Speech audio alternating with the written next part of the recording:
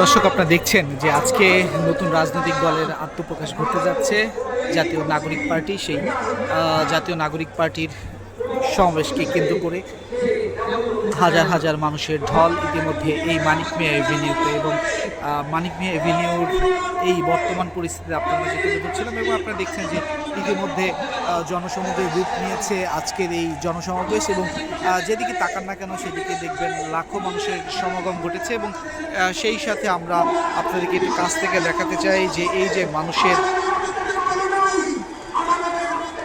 জনস্রোত, সেটি আসলে আজকে এই নতুন রাজনৈতিক দলের আত্মপ্রকাশকে কেন্দ্র করে, এবং সেই সাথে বাংলাদেশের বিভিন্ন অঞ্চল থেকে কিন্তু এসেছে এই নতুন রাজনৈতিক দলের আত্মপ্রকাশ ঘটতে যাচ্ছে জাতীয় নাগরিক পার্টির যে সমাবেশ, সেই সমাবেশকে কেন্দ্র করে এভাবেই চারোদিক থেকে বাংলাদেশের বিভিন্ন অঞ্চল থেকে দুপুরের পর থেকে এই জায়গাটিতে আসছে এই ছাত্র জনতা। এবং তারা যেমনটা বলছিল যে এই নতুন যে দল আত্মপ্রকাশ করতে যাচ্ছে তাদের কাছে অনেক চাওয়া এবং অনেক পাওয়ার রয়েছে। কারণ তারা যে জুলাই আগস্ট যে আন্দোলন হয়েছিল সেই আন্দোলনকে কেন্দ্র করে তাদের যে চ্যালেঞ্জ এবং সামনে বাংলাদেশকে এগিয়ে নিয়ে যাওয়ার জন্য যে তাদের উল্লাস এবং উদ্দীপনা, সেটিকে কাজে লাগিয়ে বাংলাদেশে পাবে একটি নতুন রাজনৈতিক পথ পরিবর্তন আসবে। এবং সেই সাথে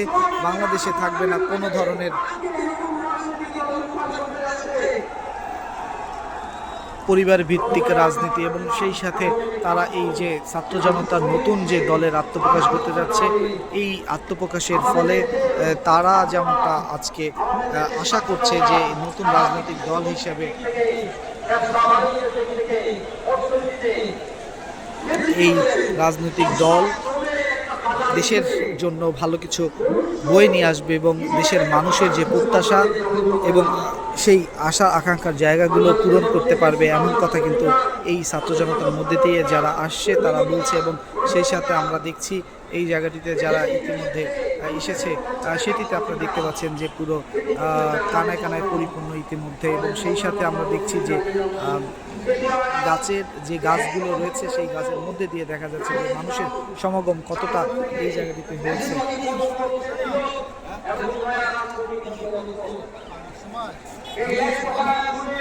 আপনারা দেখছেন যে পুরো এই মানিক মিয়া এভিনিউ জুড়ে আজকে এই নতুন রাজনৈতিক দলের যে আত্মপ্রকাশ ঘটেছে তার সর্বশেষ চিত্র। এবং সেই সাথে তারা যে এক উল্লাস উদ্দীপনার মধ্যে দিয়ে এই জায়গাটিতে এসেছে এবং তাদের যে চাওয়া পাওয়া এবং এই তরুণরা যে বাংলাদেশকে এগিয়ে নিয়ে যাবে সেটি নিয়েই কিন্তু তারা খুব উল্লাস এবং উদ্দীপনার মধ্যে দিয়ে তারা এখানে অবস্থান নিয়েছে।